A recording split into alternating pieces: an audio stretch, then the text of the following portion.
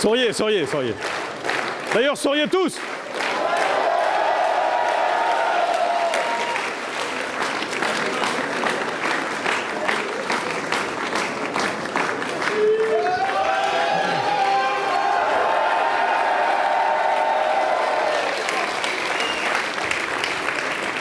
Bonjour à tous.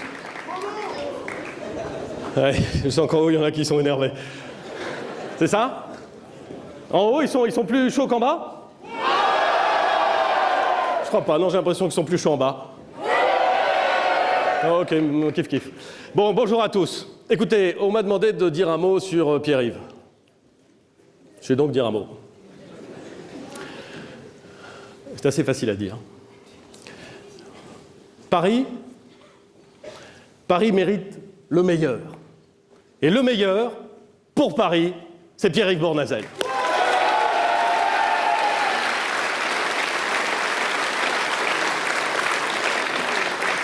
Alors évidemment, comme je suis sur une scène de théâtre, on aurait pu me répondre c'est un peu court, jeune homme. Et c'est vrai que c'est un peu court.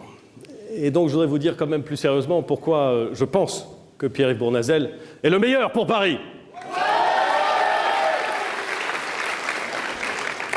Je suis venu ici en ami pour saluer, accompagner un de mes amis, Pierre-Yves Bournazel.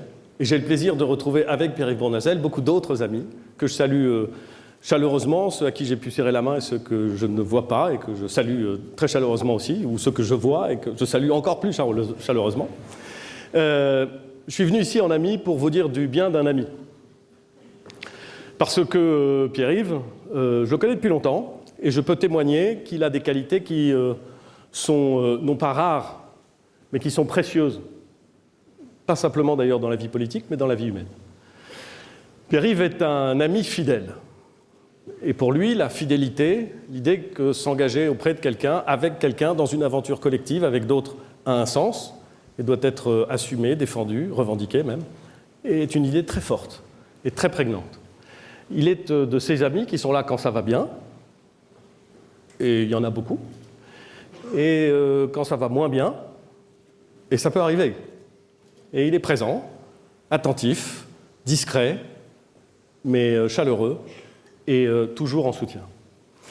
Il est un ami fidèle, il est un ami courageux, intelligent, un travailleur, quelqu'un qui est méthodique, quelqu'un qui sait réfléchir, quelqu'un qui sait incarner des choses. Et puis, il a une caractéristique que j'aime bien. C'est que il arrive souvent qu'on le lise mal. Non pas parce qu'il écrirait mal, il écrit très bien, mais qu'on le lise mal. Voyez-vous, moi qui le connais, moi qui l'ai vu dans des moments de grande crispation politique, de grande tension parfois, je sais qu'il a l'air gentil, charmant, bien élevé, sympathique, affable, tout ça, et il l'est. Mais je sais aussi que quand la négociation devient plus difficile, quand la tension s'accroît, quand d'autres en face veulent prévaloir, il est capable, avec un grand sourire et sans menace, de résister, de dire non, de défendre les intérêts qu'il a considérés comme essentiels, de tenir une ligne. Et je vais vous dire, c'est pas si courant. Méfiez-vous de celui qui a l'air gentil. Ou plus exactement, ne vous en méfiez pas et faites-lui confiance. Je l'ai vu en 2022 dans des discussions qui étaient intéressantes, dont je passerai le détail, mais très intéressantes, défendre avec pugnacité, et avec une très grande pugnacité, avec une très grande intelligence aussi, avec le souci de ne jamais humilier celui qui est en face de lui, de ne jamais le menacer, mais d'obtenir le maximum dans la discussion. Et je suis certain qu'ici, certains s'en souviennent bien, et savent combien cette qualité est essentielle. Donc, j'insiste là-dessus. Je suis venu en ami parce que Pierre-Yves est un ami précieux, quelque chose qui compte dans la vie d'un homme ou d'une femme. Avoir des amis précieux qui sont solides, ça compte énormément. Je suis venu aussi à Paris, car je ne vote pas à Paris. Du tout. Moi, je vote au Havre. Et du reste, dans l'hypothèse où certains ici ne voteraient pas à Paris et au Havre, je je vous encourage vivement en mars 2026 à faire le bon choix aussi au Havre. Mais enfin, c'est autre chose. Non, si je suis venu au Havre, alors si je suis venu à Paris alors que je ne vote pas à Paris, c'est parce que Paris, ça n'est pas simplement une grande ville, ça n'est pas simplement la plus grande ville, ça n'est pas simplement la capitale de la France, c'est une ville qui compte aux yeux de tous les Français. Et la représentation de Paris, la direction que Paris peut prendre, la façon dont Paris est aménagé, développé, la façon dont Paris vit, n'est pas simplement importante pour les Parisiens. Elle est évidemment décisive pour les Parisiens, mais elle intéresse au fond beaucoup plus largement toutes les Françaises et tous les Français qui aiment Paris. Toutes les Havraises et tous les Havrais qui savent qu'entre Paris, Rouen et Le Havre, cette même ville dont la rue centrale était la Seine, comme disait Napoléon Bonaparte, il y a un intérêt commun. Et lorsqu'on est Havrais, on ne peut pas se désintéresser de ce qui se passe en amont, à Paris, parce que les coopérations sont essentielles. C'est donc pas simplement en ami que je viens, mais en maire du Havre, extrêmement heureux de voir Pierre-Yves s'engager dans une campagne qui s'annonce difficile, mais dont, je crois, elle nous mènera à la victoire.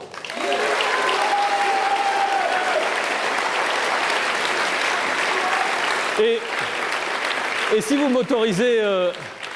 m'autorisez non pas à jouer au vieux schnock, mais à faire part de l'expérience qui a pu être la mienne au cours de ces 25 dernières années des campagnes municipales et autour de ces 15 dernières années où j'ai été maire du Havre, je voudrais dresser rapidement le portrait, pas le portrait robot, parce qu'à la fin, vous voyez bien qui va être le bon, mais dire plus exactement quels sont les éléments essentiels d'une campagne municipale, les qualités essentielles qu'il faut révéler dans une campagne municipale. La première qualité essentielle, et je vois beaucoup de maires dans la salle, et je suis certain qu'ils verront tout de suite ce que je veux dire, la première qualité essentielle, c'est d'avoir une vision pour sa ville. C'est très bien d'avoir envie d'être maire, c'est super, bravo. C'est très bien de se dire qu'on pourra faire le job. C'est pas si simple. Mais ce qui compte, d'abord et avant tout, c'est de savoir où on a envie d'emmener une collectivité, une ville, dans 30 ans, dans 40 ans. Sur quels axes on a envie de fonder son développement. Quelle politique, quelle grande politique doit être prioritaire, c'est-à-dire doit recevoir plus de moyens que les autres. Comment, année après année, budget après budget, on va emmener une ville vers l'endroit, vers la situation, vers l'état dans lequel elle doit être. Cette vision, cette capacité à penser une ville à l'horizon de 30 ans ou de 40 ans, elle est indispensable. Il n'y a pas de maire capable de transformer positivement sa ville qui ne soit en mesure de définir à 30 ans l'image qu'il se fait de sa propre ville. Et je vous dis ça de façon très importante parce que c'est compliqué d'être maire et c'est sans doute encore plus compliqué d'être maire de Paris que d'être maire d'ailleurs. Mais si vous n'avez pas cette vision, si année après année vous essayez de prendre des bonnes décisions, parfois vous en prendrez des bonnes, parfois vous en prendrez des mauvaises, mais vous allez forcément errer, vous allez forcément perdre la cohérence et la constance qui sont indispensables. Il faut donc avoir une stratégie. En 2019, bien avant l'élection municipale de 2020, en 2019, alors que j'étais Premier ministre, j'avais rencontré tous ceux qui, à l'intérieur du bloc central, s'intéressaient à Paris. Ils étaient tous, et je le dis très sincèrement, tous intelligents, tous talentueux même. Mais celui qui m'avait le plus frappé par la vision qu'il avait de Paris à l'époque, par la vision de maire, pas simplement par la vision intéressée de responsables politiques, par la vision de maire, à l'époque, c'était Pierre-Yves. Et cette façon d'envisager la ville dans 30 ans, d'imaginer Paris, d'imaginer les quartiers de Paris, d'imaginer les arrondissements de Paris, d'imaginer les transformations de Paris, je la vois chez Pierre-Yves et je pense qu'elle est absolument décisive pour remporter la victoire. C'est la première qualité, probablement la plus importante qu'il faut avoir en tête. La deuxième qualité essentielle, qu'il faut savoir pratiquer pour espérer gagner et peut-être encore plus pour espérer ensuite réussir, c'est d'être capable de rassembler. Le rassemblement, ça ne se décrète pas. Le rassemblement, ça n'est pas « comme je crie plus fort que toi, tu vas venir avec moi ». Le rassemblement, ça n'est pas la bourse ou la vie. Ça n'est pas la menace. Le rassemblement, c'est la capacité à parler suffisamment large, à dire suffisamment clairement où l'on veut aller, à ouvrir suffisamment, je dirais, ses bras, et peut-être même d'une certaine façon son cœur, à des gens qui viennent, ce serait facile de dire d'horizons différents, mais plus largement, de cultures politiques différentes. Lorsque vous voulez diriger une ville, vous pouvez faire attention aux étiquettes politiques. Vous pouvez considérer que l'étiquette politique ou le vote passé à des étiquettes politiques est plus déterminant que ce que vous voulez faire pour la ville. Mais ça n'est jamais comme ça qu'on rassemble. La capacité de rassembler, c'est la capacité à faire travailler des gens qui aiment sincèrement Paris, qui veulent partager cette vision, qui veulent la mettre en œuvre, alors même qu'ils ont des cultures politiques différentes. Et ça n'est pas grave. Tous les maires présents ici, tous ceux qui ont réussi à transformer leur ville, tous, absolument tous, vous raconteront les histoires de conseillers municipaux qui siègent dans leur conseil municipal et qui étaient, dans un mandat précédent, dans 2 mandats précédents, des opposants parfois farouches et qui ont vu comment ça se passait. Tout cela peuvent vous dire que la capacité de rassemblement est absolument essentielle pour gagner une élection municipale. Et cette capacité de rassemblement, dans le calme, dans la mesure, dans la conviction, dans la clarté, dans l'ouverture littérale des bras et du cœur, dans la volonté partagée de faire avancer la ville, Pierre-Yves en est profondément animé. Et c'est une immense qualité et elle est indispensable pour gagner Paris.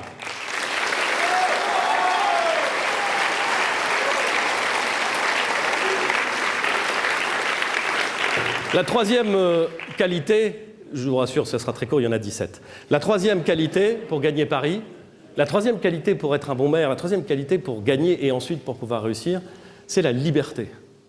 Il faut être libre. On n'est jamais, quand on est candidat à la mairie, et singulièrement quand on est candidat à la mairie de Paris, le candidat de quelques groupes, de quelque étiquette que ce soit. On n'est pas le candidat de son parti. On n'est pas le candidat de ses amis. On n'est pas le candidat d'intérêt.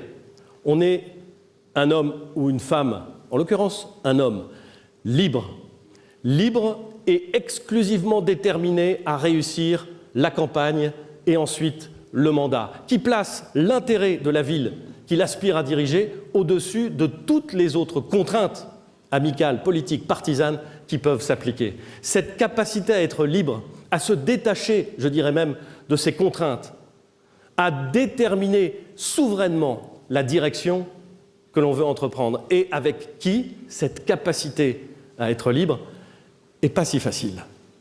Et j'ai vu Pierre-Yves, je l'ai vu dans des moments difficiles, suffisamment déterminé, très clair dans sa tête, pour savoir que son choix était fait. Il a pu hésiter parfois. J'ai toujours été rassuré par les gens qui réfléchissent un peu avant de prendre leur décision, honnêtement.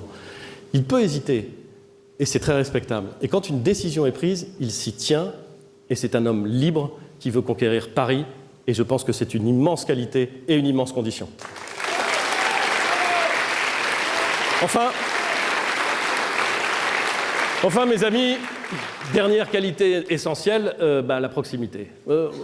Celui qui m'a tout appris en matière de politique locale, Antoine Ruffnac, mon prédécesseur à la ville du Havre. Ah, il y en a qui le connaissent. Antoine Ruffnac disait toujours, pour être un bon maire, il faut porter une cravate, il faut être à l'heure et il faut aimer les gens.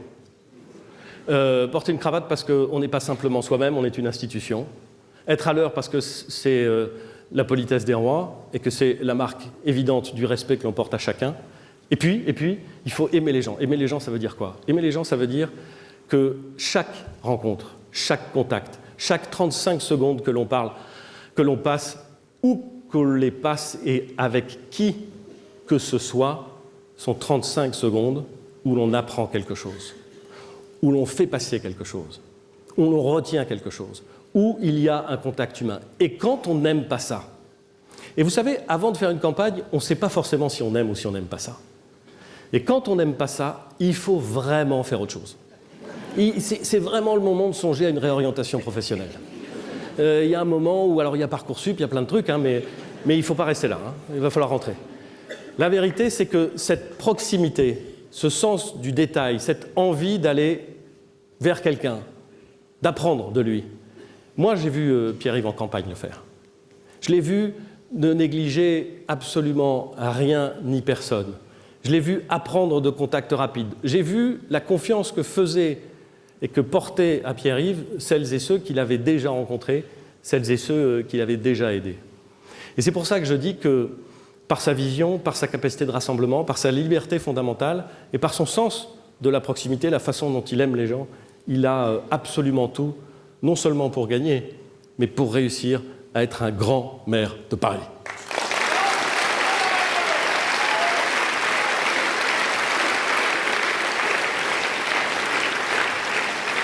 Alors on lui dira que ça va être difficile. Vous voulez que je vous dise? C'est vrai, ça va être difficile. On lui dira qu'il est un peu trop ceci et sans doute pas assez cela. Peut-être. On lui dira qu'il faut faire comme ci et qu'il ne faut surtout pas faire comme ça. On lui dira qu'il faut travailler avec telle personne et surtout pas avec telle autre. On lui dira qu'il faut composer ses listes comme ça et pas comme ci. On lui dira plein de choses. À la fin de la fin, Pierre-Yves sera lui-même et c'est en étant lui-même qu'il gagnera Paris. Mesdames et messieurs, je vous demande de faire un tonnerre d'applaudissements pour Pierre-Yves Bournazel.